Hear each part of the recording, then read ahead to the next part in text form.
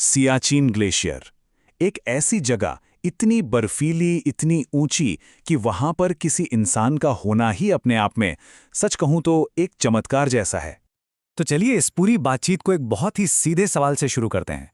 वो कौन सी जगह है जहां -50 डिग्री सेल्सियस के तापमान में भारतीय सैनिक लड़ते हैं? सवाल ही चौंकाने वाला है ना?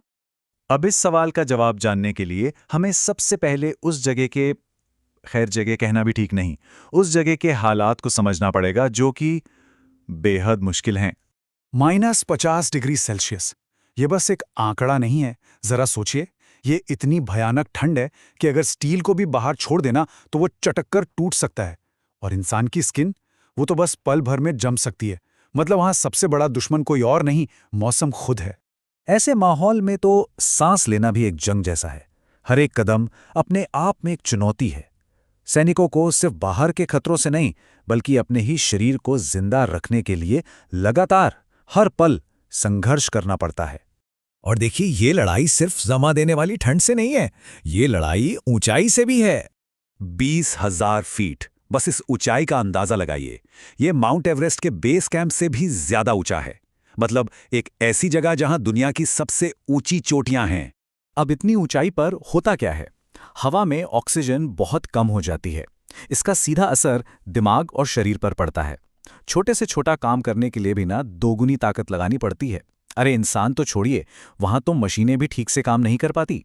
तो मतलब साफ है, यहां चुनौती एक नहीं बल्कि दोहरी है। और यही बात सियाचिन संघर्ष को बिल्कुल अलग बनाती है। ये एक ऐसा अनोखा टकराव है जहां सैनिक एक ही समय पर दो दुश्मनों का सामना करते हैं। पहला दुश्मन, वो तो है कुदरत खुद। मतलब वो जानलेवा मौसम और वो दम घोटने वाली ऊंचाई। और दूसरा दुश्मन है जियोपॉलिटिकल टेंशन, जो इस जगह को और भी ज्यादा खतरनाक बना देती है। देखिए, सियाचिन ग्लेशियर स्ट्रेटेजिकली यानी सामरिक तौर पर बहुत ही ज्यादा जरूरी है। और बस इसी वजह से ये भारत और पाकिस्तान के बीच हमेशा से तनाव का एक बड़ा कारण रहा है। और जब चुनौती दोहरी हो तो जाहिर है इसका जवाब भी मजबूत होना चाहिए। इसीलिए यहां लगातार मिलिट्री की मौजूदगी बहुत जरूरी हो जाती है। इसका मतलब क्या है?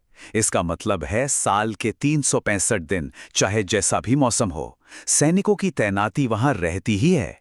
उन्हें सिर्फ बर्फीले तूफानों या एवलांच से ही नहीं बचना, बल्कि सरहद पर लगातार नजर भी रखनी है। और सोचिए, वहां तक सामान पहुंचाना, वो जो लॉजिस्टिक्स होता है ना, वो अपने आप में ही एक बहुत बड़ी जंग है। तो यही जो लगातार तैयार रहने की स्थिति है ना, यही हमारे पहले सवाल का जवाब है। सैनिक इन मुश्किल हालात में क्यों लड़ते हैं? क्योंकि वहां हर पल, हर लम्हा लड़ाई के लिए तैयार रहना ही सबसे बड़ी लड़ाई है। तो वो जगह जहां भारतीय सैनिक -50 डिग्री में लड़ते हैं, वो कोई और नहीं, वो है सियाचिन, जिसे कहते हैं दुनिया का सबसे ऊंचा युद्ध क्षेत्र।